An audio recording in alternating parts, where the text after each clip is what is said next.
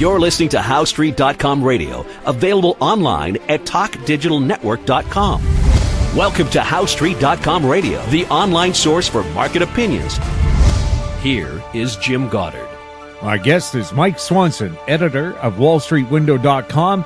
He's speaking to us from a wind-swept beach in the southern U.S., and Mike warned me before we went on air that perhaps you'll have some wind noise in the background, but you should still be able to understand what he has to tell us. Mike, welcome to the show. Oh, it's great to talk to you. Interesting stuff going on. I'm told right now the markets are kind of looking like they did back in 2000, just before the dot-com crash. Is that what you're looking at right now? Well, on one sense, the valuations have gotten extremely high. They have been for the stock market. If you look at the cyclically adjusted PE ratio, it got to the same level it got to in 2007, and also in 2000 for the S&P 500, and also 1987 and 1929. So, it's definitely at a historic valuation point. It got there last July, but the market is still extremely highly valued. It's not down that much off those highs. So, from a valuation standpoint, I think that's completely true. And another way that that's true too, which actually is probably really worth mentioning, is in 2000, everyone knows there was a speculative bubble that formed in internet stocks, and they, topped out and went down and led the way down from 2000 to 2003. Now, during that bear market, I was shorting internet stocks, and something interesting happened with many of them. There's one still around, of course, that are giants: eBay, Amazon, Yahoo, and so forth. But there are many internet stocks that no longer even exist. And during that bear market, they would just top out and basically go straight down. And yeah, they would have short-term rallies, but the liquidity just vanished in them because they're just hot air, and there was never any real buying in them to start with. These companies had no earnings, and therefore, no real reason to exist, but they existed. They were created to take money from people who bought them. Now, what's similar this time, which people really aren't talking about that much, is something also happened just like that with biotech stocks. In 2014, there was a bit of a correction that fall in October, and then for about 6 months, biotech stocks went straight up, just like the internet stocks did going into that 2000 top. And what's interesting about the biotechs is, yes, there are giant biotech companies, such as Amgen, that have lots of profits and so forth, the giant market caps, and do all this research and so forth. But there are literally hundreds of other biotech companies and stocks that went straight up that have no earnings. They just, say they're researching a couple wonder drugs, and some of them, I think, are I think they're basically frauds. I don't want to name a name, but there's one stock, for instance, in 10 years ago, claimed that it was creating a vaccine for AIDS, and the stock went to $12, and then it crashed down to $2, and then during this run, in 2014 and 2015, this company came out and said they're going to create a cure for Alzheimer's disease. Well, they never cured AIDS, and I don't think they're going to cure Alzheimer's disease either. But that news makes people buy, gets people excited. And the thing is, what's important is there's lots of biotech stocks that are like this. They're just wonder stocks, much like those internet stocks were. Now, what's important for now is the same thing that happened to those internet stocks. That bear market is happening with biotech. They're just going straight down. There's a couple biotech ETFs. The biggest one is BBH. Stocks that are in the biotech sector that are not in that ETF have not been able to rally the past couple weeks, and these stocks just have no liquidity. So much buying comes from ETFs nowadays. That's what so many people trade. That if there's a sector and the stocks aren't in the ETF and it goes into bear market, those type of stocks just go down, down, down, down. So this is a sector that is really in big trouble. Now, the stock VRX has been in the news. The SEC is investigating that. It's a giant story, and that's making people realize, well, what else is rotten in this sector. But it's, in the end, it is a giant liquidity problem, just like there was in the internet stocks. So I think the stock market, we have had this rally, but I do think it's going to end up going down before the end of this month is over. It could start going down any day. But regardless, the biotech sector is a toxic sector, and that's the kind of stuff you see in bear markets. And it, just like the internet stocks are the toxic sector of that 2000 bear market, I think it's biotech this time. Well, yeah, and when you talk about frauds, we have 32-year-old Martin Shkreli, who's the notorious guy who bought the pharmaceutical company, boosting their life-saving pill from $13.50 to over $700 a pill, and then he's charged with securities fraud. Yeah, exactly. And it's one of the terrible, terrible stories. Now, what's funny about it is, a couple months ago, there was some news, I think it was in November, where Hillary Clinton said some tough things about drug companies, and the stocks got hit that day.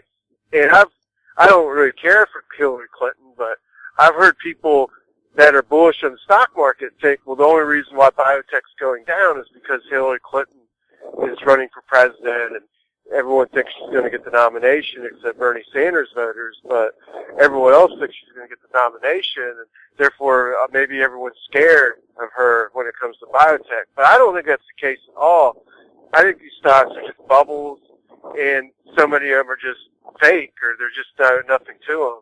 You know, if a company has no earnings and a sector goes up, you got to watch out when that sector stops going up. I mean, it's just the way it is. Well, so many of the current, darlings of the stock market, the so-called FANGs, many of them don't produce anything. Facebook, what do they produce? Well, those stocks, the FANG stocks are Facebook, Amazon, Netflix, and Google. Actually, out of those, I think Netflix is, in the long run, could be potentially the most troubled company. But they all do have earnings, unlike these biotech stocks. Yeah, they don't produce physical goods, but they do, they're kind of like media companies, I would say. And they do have big earnings and stuff. I would compare them to Cisco or eBay or Amazon back then too, in the 2000 bear market. Actually, the 2007 bear market, a similar thing happened where there was a group of stocks the last year that both those bull markets that were really giant, big cap stocks, and they captured everyone's imagination. Everyone started chasing these stocks. Oracle was one in that 2000 year too. But the problem was the valuations got so crazy that, they ended up going into big bear markets. The same thing happened in 2007. Apple was actually like the biggest wonder stock that year, and it fell substantially in that bear market, and of course it came back this time. But the point is that group, the FANG group, this time was the final hot group of stocks last year that really helped the entire stock market stay in the green when it came to the averages, because they were responsible for so much of the gain. Most stocks actually fell last year, but because these stocks had such giant market caps and did go up, they helped make the averages end the year in the green and make everyone kind of complacent and happy. In fact, it got so crazy that by the fall of last year, New Year's, you could turn on CNBC, and just about every single night, if you waited long enough, you would find someone that would make the comment that just buy FANG and don't worry about other stocks because they're not acting well. These stocks are the only thing left for you to buy, so buy them and believe in them. And that was their basic thing to tell you to do, I guess, for this year. Now, what happens though is when a bear market gets going, just like the other two times, eventually these stocks end up leading on the downside, the final fad sector. It doesn't necessarily happen immediately during a bear market. In that 2007 to 2009 bear market, that group of stocks actually held up and then fell really terrible in the fall. But this time, they actually look like they're starting to weaken on this rally. They haven't gone up the past couple of weeks as much as the U.S. stock market has done. Some of them are acting worse than others. Netflix is, in particular, a little weaker than others. It had some negative earnings and there was some strange statements from the CEO that makes you kind of scratch your head. One of them is that I think it was the January earnings report. He made some statement that they're just going to invest all over the world and do movies all over the world, and it just kind of sounded a little too crazy to me. But regardless, the stock action, I think these stocks are likely to actually lead on the downside when the next drop begins. I think that's going to start before this month is over, maybe next week even. Start then. We'll have more with Mike Swanson right after the break. Bird Dog, the ultimate tribute to the Everly Brothers and Simon & Garfunkel. Coming to Mission, White Rock, West Vancouver. Buy online and save at ontourtickets.com. Welcome back. We're speaking with Mike Swanson. Mike, why is it that people tend to buy so many stocks when you can see it's at the peak of the market? Is it the hype, or is it just human psychology? You want to join the pack? Well, both, really. What tends to happen is when something goes up for a long amount of time or leads the market for a long amount of time, people start to pay attention to it, and it gets into the financial media. More analysts start to follow it. People just ask questions to the media people, and stories get written about them. And I mean, you could see this with Apple or all these FANG stocks, as we mentioned before. And people, frankly, love to buy after big rallies happen. They have a very difficult time selling during rallies or buying on dips. They buy when something they see goes up quite a bit, even if they've been watching it for a while, or they've been thinking about buying something or hearing recommendations about it. Most people won't even buy until they see it shoot up a whole lot. In a bull market, that can still be okay, because even if you buy something after a spike and it pulls back, in a bull market it'll recover and make a new high and make some money on that. But in a bear market, it just turns into a total disaster to do that kind of thing. So I think that's a situation that stock market players, if you want to call them that, are in now. And one thing I follow is Ameritrade releases every month information telling you what the most popular stocks bought were the month before.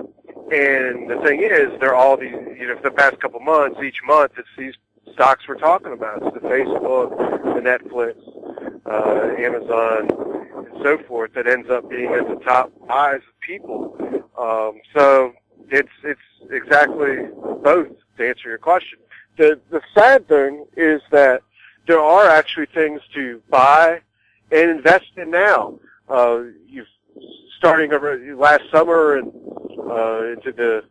up until a few months ago, I had a very difficult time able to say something like that there are great buys out there, because the stock market had gone up so much, and I thought, it's just not time. But there are actually good things out there now that are in a position to go up for quite some time, I believe, that are starting brand new bull markets.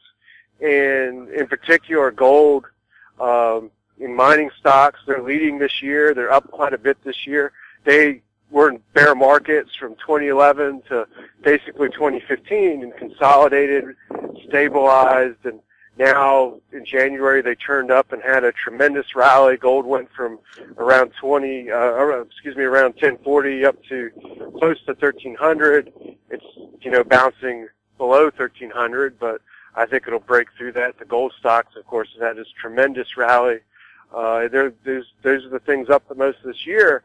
And because it's a new bull market, you can buy now, and even if it were to pull back, as long as you wait, you'll still end up making money on that. And, it seems to be consolidating here, and I think it'll pause and eventually break out and have a big run. But the other thing that happens with this is when you have commodities go into a new bull market, typically what happens is gold starts to go up first, then other metals go up, such as copper. We have seen big runs in copper.